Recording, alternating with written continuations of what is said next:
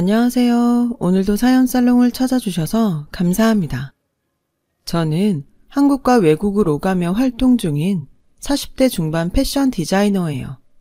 지금은 제법 성공한 축에 드는 패션 디자이너지만 젊을 적에는 여느 사람 못지않게 많은 고생을 겪기도 했었죠.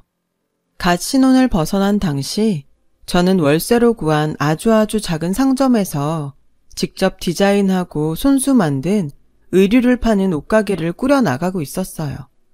제 나름대로는 행복하다고 자부하는 삶이었지만 주변 사람들의 시선은 저를 늘 아깝게 여기는 생각들이었죠. 명문대학교에 패션 디자인학과에 입학하는 순간부터 20대 거의 전부를 저는 패션 쪽에서 촉망받는 유망주로 지냈어요.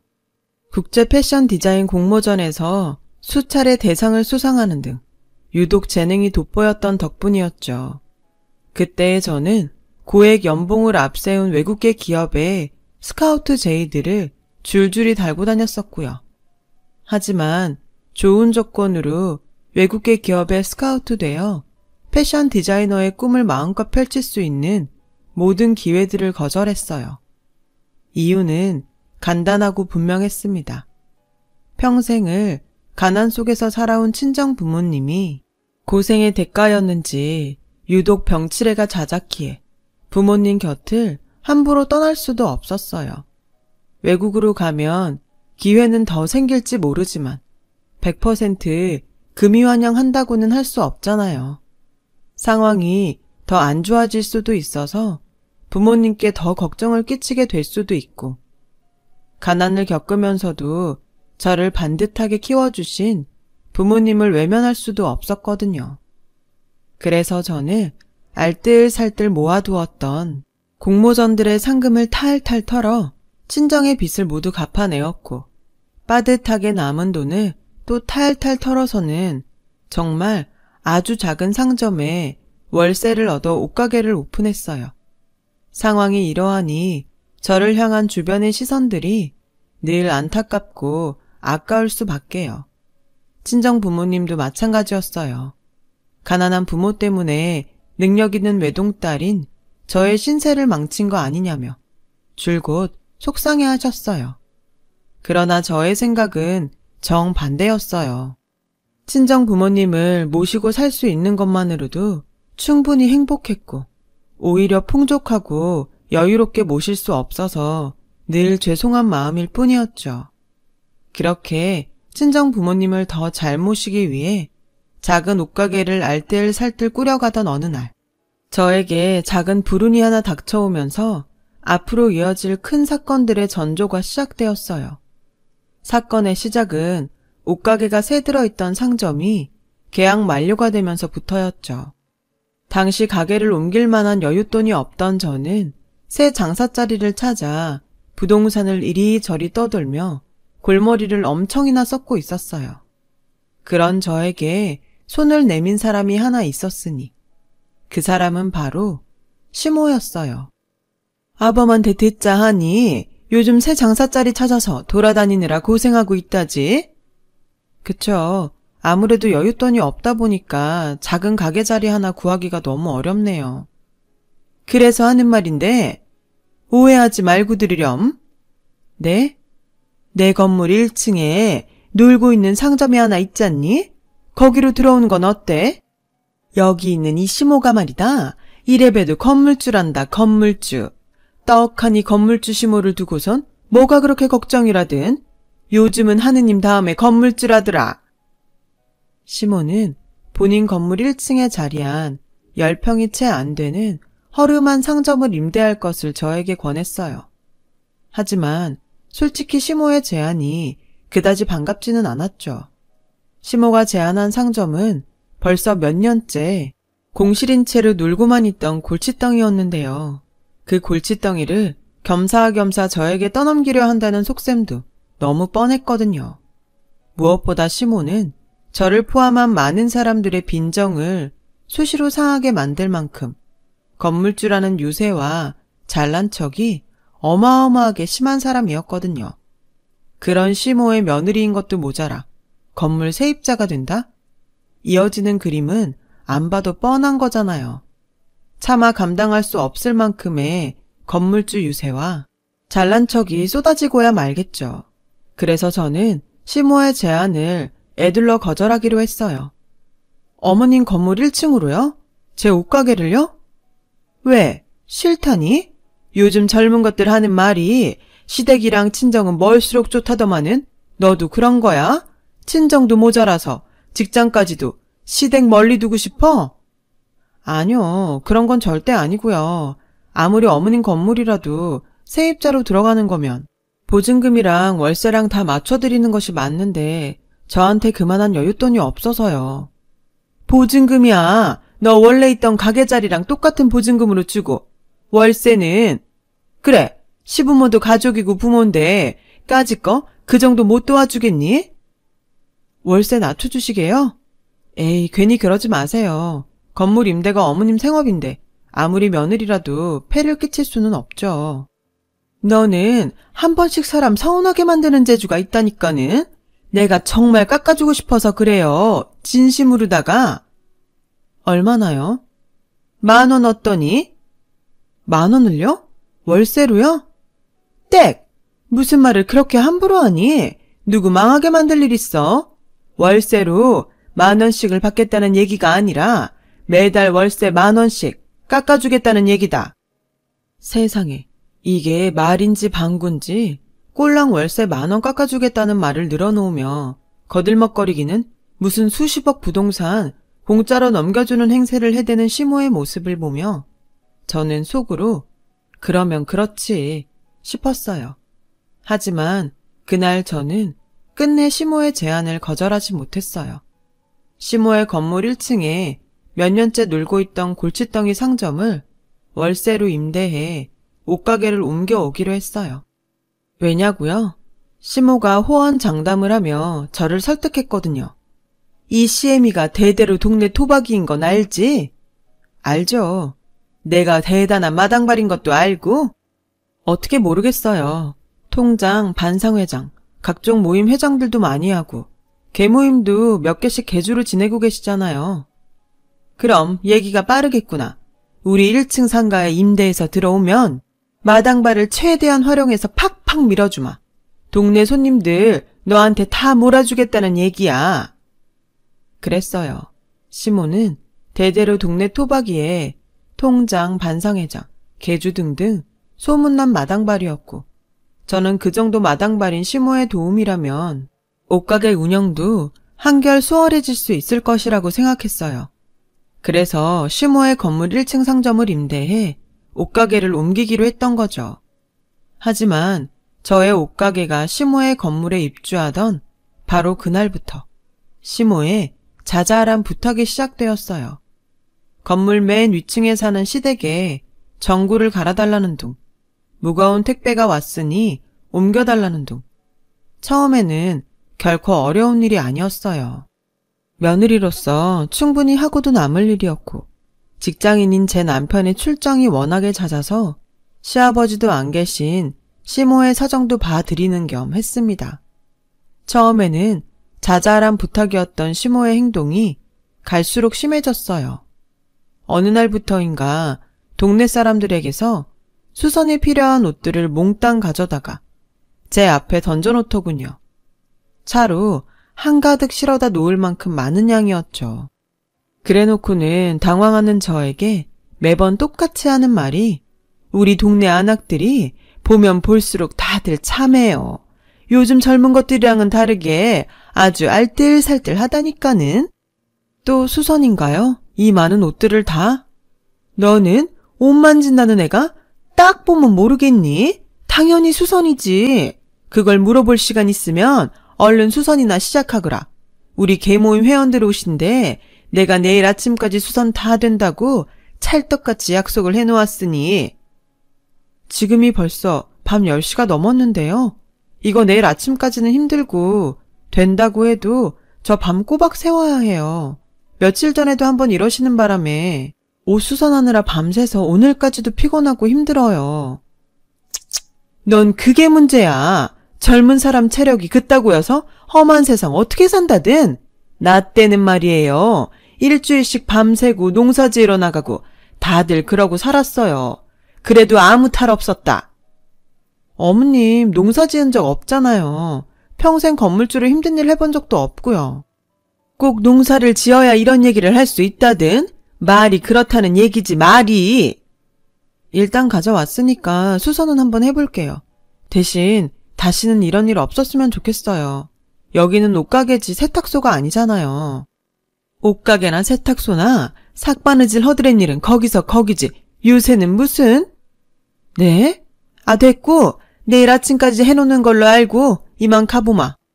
수선비는요? 이번에도 또 공짜로 해주라고요? 이게 다 정이에요, 정. CM이가 건물주인 덕분에 월세 10,000원씩 저렴한 가격에 가게 임대해서 쓰고 있으면 이 정도는 감수해야지. 굳이 따지자면 이깟 손해도 아니에요. 건물주 향해서 당연히 보여야 하는 성이고 동네 장사 원래 다 정으로 하는 법이야. 무슨 말씀을 매번 그렇게 심하게 하세요. 그리고 말이야 말이지. 내가 어디 널 며느리랍시고 허구한 날 공짜로 부려먹었다든? 이틀에 한 번꼴로 동네 사람들 손님으로 소개시켜 주잖아. 이렇게 훌륭한 CM이 또 어디 있다고 투정이야, 투정은? 첫째, 동네 장사는 정으로 하는 거다? 맞는 말이죠. 동네 사람들 대상으로 하는 장사 중에 입소문 무시 못하는 장사는 없을 테니까요. 문제는 저한테 정이라며 동네 사람들의 옷수선을 공짜로 떠넘기고는 그 생색은 오직 시모 혼자 동네방네 다 내고 다닌다는 것이었어요. 자연스럽게 저희 옷가게가 알려진 것이 아니라 시모가 좋은 사람이라는 엉뚱한 입소문만 퍼졌을 뿐이었고요. 둘째, 시모가 이틀에 한 번꼴로 동네 사람들을 옷가게 손님으로 데리고 온다? 물론 틀린 얘기까지는 아니었어요. 시모가 동네 사람들을 저희 옷가게에 수시로 소개시켜주는 것만큼은 사실 그대로였으니까요. 하지만 시모가 소개시켜준 손님들은 가게에 전혀 도움이 되지 않는 골칫덩이 손님들에 불과했고요. 왜냐고요? 손님들을 저희 옷가게로 보내놓으며 시모가 걸어오는 전화의 첫 마디는 매번 똑같았거든요. 건물주 디스카운트, 지금 손님 한 명 갈 건데 내가 소개한 손님이니까 내 체면을 봐서라도 옷값은 딱 절반만 받으렴. 저번에도 얘기했잖아요. 무슨 대기업 시즌오프 재고도 아니고 절반 가격에 팔면 가게 문 닫아야 된다고요. 그러니 건물주 디스카운트가 정 부담스럽다 이 말이지? 당연히 부담스럽죠. 저는 뭐 땅 파서 장사하는 것도 아니고 매번 적자라니까요. 어디 보자. 그러면은 건물주 디스카운트 말고 시어머니 할인. 네? 시어머니 할인은 60% 할인. 알지? 어머님, 절반만 받는 것도 적자인데 60% 할인을 어떻게 하나요? 자꾸 이럴 거면 할인 금액만큼 어머님이 저한테 주시던가요. 뭐라고? 할인 금액만큼 어머님이 저한테 주시라고요. 통화가 끊기는구나. 잘 안 들리네. 휴대폰을 바꿔야 하나? 일단 끊는다. 여보세요? 어머님? 어머님? 맞다. 그리고 내 건물 계단들이 좀 더럽더라. CM이 할인으로 60% 깎아주고 건물 1층 계단부터 옥상까지 싹 청소 좀 해놓으니라. 이처럼 시모는 본인의 손님으로 저희 옷가게를 소개시켜준 동네 사람들마다 최소 50%에서 때로는 70%까지 억지로 할인을 강요했어요. 그때마다 월세 깎아주네 어쩌네 하는 타령도 빠지질 않았죠. 월세랍시고 꼴랑 매달 10,000원 깎아주면서 말이에요. 그렇게 시모가 소개한 손님들에게 정성스레 손수 만든 옷을 헐값에 팔아야 했던 저는 매번 눈물을 삼킬 수밖에 없었고 더욱이 현실적인 고충은 훨씬 심각했어요. 시모의 강제 할인으로 인해 제가 떠안아야 했던 손해는 적게는 100여만 원을 훌쩍 넘는가 하면 심지어 아까 말했던 시모가 가져오는 동네 사람들 옷에 무료 수선권도 자꾸만 정도가 심해지더니 정상적으로 수선비를 받았다면 1, 200은 좋게 받고도 남을 지경까지 이르렀어요. 상황이 이러하니 저는 차라리 세탁소를 하는 게 낫겠다는 생각을 했을 만큼 경제적으로나 심적으로나 모두 힘겨웠죠. 제가 힘겹거나 말거나 시모의 갑질은 극에 달했고 결국 정도를 넘어도 한참 넘어서 버렸어요. 아니 글쎄 이제는 하다 동네 청소, 분리수거, 방범 순찰 등 허드렛 일들까지 전부 저 혼자에게 떠넘기려 들더라고요. 제가 그 허드렛 일들로 고생하는 사이 시모는 내가 통장임내 반상회장임내 해가면서 생색이란 생색은 또 혼자 다 내고 돌아다녔고 참다 못한 저는 마침 장기 출장에서 돌아온 남편에게 그동안의 일을 고백하며 시모를 제발 말려달라고 부탁했지만 엄마 말 틀린 거 하나도 없네. 뭐? 아니 그렇잖아. 동네 장사 그거 원래 다 정으로 하는 거고 엄마가 저렴한 월세로 가게를 내줬으니 당신도 그만큼의 보답은 해야 하는 거고 또 솔직히 시부모도 부모인데 가족 사이에 누가 손해를 보니 어쩌니 따지는 건 선 넘는 거잖아. 안 그래? 그럼 동네 허드렛 일 나한테 다 떠넘기는 거는? 그것도 내가 시어머니 건물에 새 들어있으니까 참아야 하는 거야? 뭘 그렇게 자꾸 따지냐. 엄마가 어른이니까 좀 시키고 그럴 수 있지. 넌 며느리가 돼가지고 시키면 시키는 대로 그냥 얌전히 좀 하면 안 돼? 됐다. 내가 당신이랑 무슨 말을 더 할까? 곧 죽어도 부인 생각은 요만큼도 없이 오직 엄마 편인 사람인데. 팔은 안으로 굽는다고 했던가요? 남편은 저의 모든 사연을 들었음에도 불구하고 무조건 자기 엄마 편만 들었어요. 시모가 저한테 했던 것과 똑같은 말을 고스란히 되풀이하면서요. 이를테면 모전자전인 셈이었죠. 결국 말을 더 잊지 못하고 돌아선 저는 충격에 빠지고야 말았어요. 아니 글쎄 저도 모르는 사이에 제 화를 달랜답시고 시모가 시켜놓은 동네 분리수거를 하고 있더라니까요. 그걸 깨닫는 순간 참을 수 없는 충격이 몰려왔고 이어서 참을 수 없는 수치심이 들었어요. 그동안 이어져 왔던 시모의 몹쓸 행각에 저도 모르는 사이에 순응하고 있다는 수치심이었어요. 이대로라면 평생 시모의 노비 신세로 살게 될지도 모르겠다는 충격이었죠. 그렇게는 살 수 없다고 판단한 저는 저에게 동네 분리수거를 떠넘겨 놓고는 둘이서만 하하호호 저녁을 먹고 있던 시모와 남편에게 들이닥쳤어요. 그리고 따졌죠. 동네 잡일은 왜 다 저 혼자 해야 하나요? 그거야 내가 주민들한테 찰떡같이 약속을 해놨으니까 내가 알아서 다 해놓겠다고. 그럼 어머님 혼자 자초한 일인 거네요? 그럼 어머님이 알아서 해결해야죠. 다 내가 알아서 해결했잖니. 저한테 다 시키는 거요? 그게 해결한 건가요 지금? 얘가 갑자기 왜 이래? 넌 어른 무서운 줄도 모른다니? 아쭈 눈 예쁘게 안 떠? 저도 힘들어서 이래요. 이렇게 진짜 더는 못 살겠어서 이런다고요. 그러니까 앞으로 동네 허드렛 일 저한테 떠넘기지 마세요. 동네 사람들 옷 공짜로 수선하는 것도 그만 시키고 손님 소개 안 시켜줘도 좋으니까 할인 강요도 그만하라고요. 지극히 당연한 일로 트집 잡지 말거라. 세상에 어디 그렇게 만만하다든? 세입자한테 그 정도 안 시키는 건물주가 어디 있냐고. 나 정도면 아주 흠없이 반듯한 건물주야. 요즘 세상에 어머님처럼 갑질 심한 건물주 찾는 게 오히려 더 어려운 일이고요. 제가 어머님 건물 세입자라고 만만해서 이러는 거면 당장 가게 뺄게요. 그니까 그만하세요. 가게 하나 뺀다고 뭐가 달라질 것 같아? 안 달라지면요. 가게를 빼면 건물주와 세입자 관계는 끝이겠지만 결혼에는 계약기간이 없다는 거 모르니? 네가 내 며느리인 이상 지금처럼 똑같이 시킬 거 다 시키면서 살 테니 각오해. 앞으로 평생. 그럼 제가 이혼을 하면 그놈의 갑질이 끝이 나겠네요. 그쵸? 이게 어디서 주제도 모르고 함부로 이혼을 입에 올리기를? 제 주제가 어디가 어떤데요?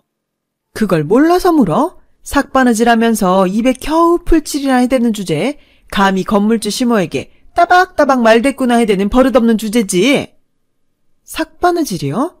그래, 삭바느질. 아닌 말로다가 삭바느질이 직업에다가 내 건물에 새들어 장사하는 입장이면 옛날로 치면 솔건업이야 같은 존재일 뿐이야. 남들도 다 그렇게 생각해. 남들 누가 그렇게 생각하는데요? 네? 대답 좀 해보라니까요. 누가 그렇게 생각하냐고요. 가타부타 따질 것 없고 쫓겨나기 싫으면 지금부터라도 잘해. 옛날처럼 다른 집에 식모살이로 팔아치우기 전에 지금 시키는 일이라 나 죽었소 하면서 노비면 노비답게 굽실거리란 말이야. 웃긴다. 아니, 누가 누굴 쫓아내? 내가 내 발로 나간다니까? 이딴 집구서 지긋지긋해서라도 가게 빼고 이혼도 하겠다니까? 제 입에서 이혼 소리가 떨어지는 순간 잠자코 지켜보고 있던 남편이 차마 글로 옮길 수 없는 심한 욕설과 함께 저를 한 대 때릴 기세로 오더라고요. 저는 박치기 한 방으로 남편을 녹다운 시켰어요. 그리고는 분노에 찬 한마디를 남기며 시댁을 떠났죠. 이거 하나 똑바로 알아둬. 세상 돈이 전부인 것 같지? 지금 가진 건물이 평생 보험하게 되어줄 것 같지? 아니, 그딴 식으로 세상 살다가는 언젠가는 반드시 패가망신할 거야. 내 평생을 걸고 보증한다. 그렇게 저는 시모 건물에 새 들어있던 옷가게와 결혼생활 모두를 청산했어요. 그리고는 시모로부터 돌려받지 못한 옷가게 보증금과 시모의 공짜 옷수선과 할인 강요 등으로 인해 손해본 인건비, 동네 허드렛 일을 해야 했던 인건비까지 빠짐없이 이혼 위자료로 받아내었죠. 법원으로부터 그 돈들을 이혼 위자료로 저에게 지급하라는 판결을 받던 날, 시모와 남편의 똥 씹은 표정이 얼마나 꼴사납던지. 이만하면 통쾌한 이혼 아니었냐고요?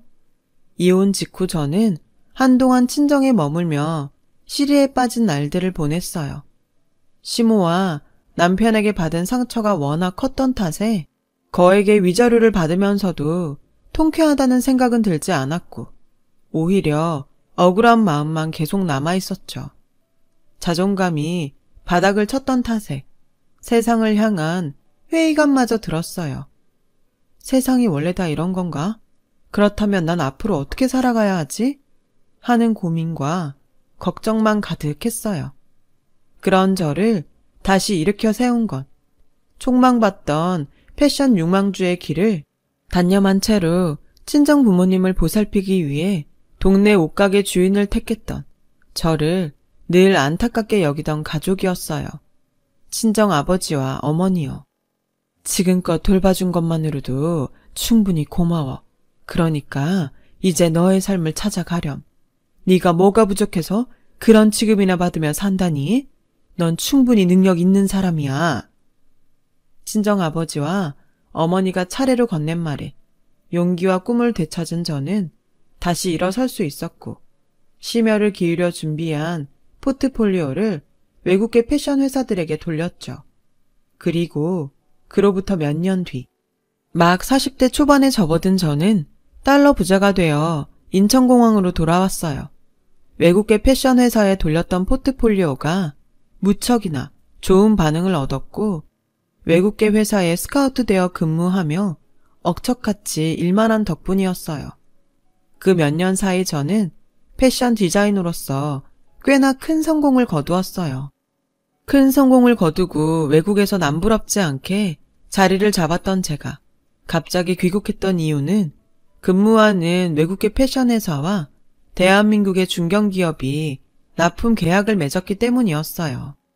납품 계약의 대상은 당연히 제가 직접 디자인한 의류였고 그래서 국내에 머물 필요가 생겼기에 귀국했던 것이었죠. 친정 부모님의 환영을 받으며 귀국한 저는 곧장 한국에 머물 집을 알아보러 다녔어요. 그러던 중 엄마가 그러시더라고요. 경매에 나온 매물이 있는데 한번 보지 않겠냐고요. 그 경매 매물은 바로 한때 저를 삭바느질 노비 취급했던 시모의 건물이었어요. 시모가 입만 열면 건물주랍시고 거들먹댔던 바로 그 건물요. 이게 뭐가 어떻게 된 일인지 답은 의외로 친정 어머니가 알고 있더라고요. 내 전 CM이라는 작자가 전 재산을 아주 홀랑 말아먹은 모양이더구나. 홀랑? 아니, 왜? 건물 하나쯤 가지고 있으면 어지간해서는 망할 일 없을 텐데. 어지간한 일이 아니었으니까 홀라당 말아먹었지. 그 작자가 원래부터 모임 만드는 거 좋아했잖니. 개모임 같은 것도 자기가 막 나서서 개주도 도맡고. 그치. 그래서 내가 고생 좀 했던 거고. 그러다 똥 밟은 거지 뭐. 내 전 시애미가 친한 동네 친구랑 개모임을 크게 하나 더 만들고 둘이서 번갈아 가면서 개주 노릇을 했는데 개주 중에 하나인 친구라는 사람이 동네 사람들 갯돈을 몽땅 들고선 야반도주를 해버렸대. 그냥 갯돈만 들고 튄 게 아니라 시애미한테 사기쳐서 혼자서 따라오고 있던 갯돈들까지 싹싹 훔쳐갔다더구나. 와, 그 인간 언젠가는 큰 코 한번 다칠 줄 알았어. 그래서요? 뻔하지. 동네 사람들이 혼자 남아있는 시애미한테 갯돈 돌려놓으라는 소송을 줄줄이 걸었는데 친구한테 도둑 맞은 갯돈이 개모임 7개 정도만큼 되나? 워낙에 엄청난 금액을 들고 튀어버린 바람에 갚을 능력이 없는 시애미는 온 집안에 빨간 딱지가 붙은 것도 모자라 입만 열면 그렇게 자랑을 해대던 건물까지 경매로 넘어가 버린 거지 뭐. 이런 일이 있는 줄 알았으면 하루라도 빨리 귀국할 걸 그랬어. 그 인간들 집에 빨간 딱지 붙는 꼴 생방송으로 직접 목격하게. 엄마는 봤다? 그것도 직접. 엄마가? 왜요? 생각해보니까 그러네.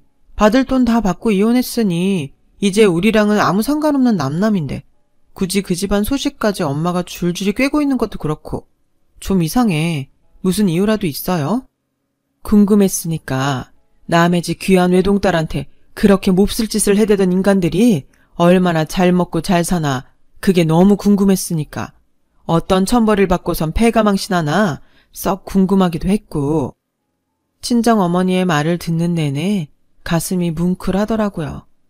딸이 겪은 일이 얼마나 속상했으면 그 순박한 친정어머니마저 몹쓸 시댁이 패가망신하는 걸 고대하며 지켜보았을까 싶어서요. 그래서 저는 눈 딱 감고 대출도 좀 껴서 경매에 나온 시모의 건물을 확 낙찰받아 버렸죠. 저 개인적인 복수도 할 겸 친정 부모님의 한도 풀어드릴 겸 해서요. 그런데 저와 친정 부모님이 낙찰받은 시모의 건물을 보러 가던 날 시모와 남편은 알거지가 된 현실을 부정이라도 하려는지 빨간 딱지가 고스란히 붙어있는 가구와 소파들로 건물 입구를 봉쇄한 채로 여기는 본인들 건물이니 절대로 나갈 수 없다며 농성을 벌이고 있더군요. 시모와 남편이 농성을 벌이는 현장 주변으로는 동네 사람들이 까맣게 몰려들어 시모와 남편을 향해 욕짓거리 한마디씩 던져대고 있었고요. 눈치를 보아하니 까맣게 몰려든 동네 주민들 모두가 시모에게 갯돈을 손해본 사람들인 것 같았어요. 우스웠죠. 저에게 허드렛 일이란 허드렛 일은 모조리 떠넘겨놓고는 정작 동네 방네 생색과 사람 좋은 척은 혼자 다 하고 다녔던 시모가 지금은 결국 죽일년이 되어 사람들 앞에 서 있는 꼬라지가 말이에요. 그런 와중에 저를 발견한 시모와 남편의 얼굴에 화색이 돌더라고요. 설마 했는데? 진짜 너였구나. 내 건물을 낙찰받은 사람이 진짜 내 며느리였어. 다행이다. 참 다행이야. 다행이요? 설마 당신 건물 낙찰받은 사람이 옛 며느리니 아범이랑 재결합해서 다시 하하호호 행복하게 잘 살아보자. 그런 소리는 아니죠? 아무렴 그렇게 해주면 우리야 고맙지. 당연히 그렇게 되어야 세상 옳은 일이고. 재결합한 다음에는요. 내 건물부터 돌려줘야지. 왜 그래야 하죠? 내가 시임이니까 너는 며느리고. 그래서 기껏 경매에 낙찰받은 건물을 돌려줘라? 당연히 공짜로? 그러면은 시부모한테 돈을 받으려고 했어? 내가 너한테 베푼 정이 얼만데? 그 말이 그냥 막 웃기더라고요. 그래서 한참을 웃었어요. 정을 베풀기는 무슨 별 쓰레기 같은 소리를 다 듣겠네 정말. 저기요 아줌마, 우리 예전에 끝난 사이거든요. 그것도 아줌마랑 아줌마 아들내미가 워낙에 개차반이어서. 알겠어요? 이게 어디서 그런 몹쓸 말을? 이게 어디서 그런 몹쓸 말을? 아직 잘 이해가 안 되는 모양인데 당신 건물 좋아하잖아. 건물주는 원래 유세 떠는 게 당연한 일이라고 했잖아? 나 지금 그 당연한 유세 떨고 있는 거라고. 당신한테 받은 유세 똑같이 돌려주러 온 거라고. 꼴을 보아하니 돈 꽤나 번 모양이지? 삭바느질이나 하던 천박한 솔건어비 주제. 어디 로또라도 맞았다든? 로또는 내 자체가 로또였지. 당신들은 그걸 놓쳤을 뿐이고. 뭐? 그냥 내가 성공한 거라고요. 당신이 말한 그 바느질 능력으로. 거짓말이지? 거짓말이라고 해 얼른! 왜? 배 아파요? 그럼 더 해드릴까? 연봉만 해도 억소리 나는데 인센티브는 또 얼마나 많을 것 같아요? 어마어마해. 지금 내 통장에 돈이 얼마가 쌓여있고 그냥 놔둬도 은행 이자는 또 얼마나 많이 붙는지. 이 정도면 현실 파악이 좀 되죠? 난 당신들 건물 낙찰받은 건물주이자 크게 성공한 부자. 당신들은 건물 날려먹고 쫓겨나는 알거지. 이래도 모르겠어? 신세 역전됐다고 이 정신나간 아줌마야. 그러자 시모와 남편이 여기는 본인들 건물이니 한 발자국도 나갈 수 없다고 악다구니를 치기 시작했어요. 저를 향해 뭘 막 집어 던지기는 했는데 하나도 맞지를 않았고요. 허우적대는 그 꼴이 우습더라고요. 그러거나 말거나 저는 시모와 남편을 향해 승리의 미소를 날리며 경찰에 전화를 걸었어요. 외부인이 제 명의의 건물에 장애물을 설치해놓고 무단 점거 농성을 벌이고 있다는 신고 전화였죠. 결국 시모와 남편은 경찰들의 손에 끌려 나왔어요.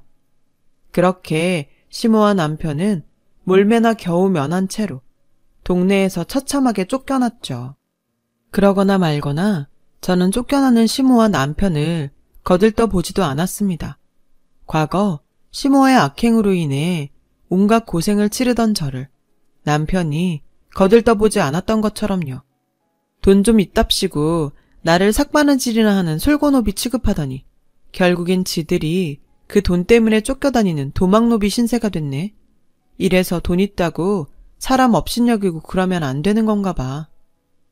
그날 친정 부모님은 저를 꼭 끌어안아 주었어요. 진한 위로와 깊은 이해의 포옹이었죠.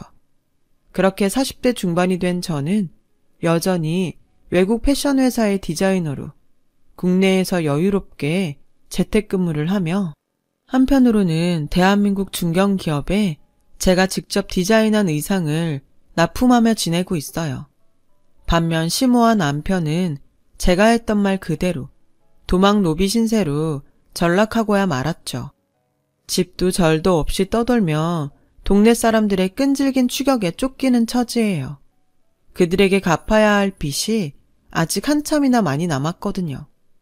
다른 사람들한테만 이런 날이 생기는 줄 알았는데 저에게도 이런 날이 왔네요. 그게 언제가 되었든 정말 다들 좋은 일 생길 겁니다. 건강 잘 챙기시고요. 제 긴 이야기 들어주셔서 감사합니다. 여러분, 사연 댓글에 응원과 현명한 조언 부탁드려요. 좋아요와 구독은 저에게 큰 힘이 됩니다. 오늘도 좋은 일 가득하세요.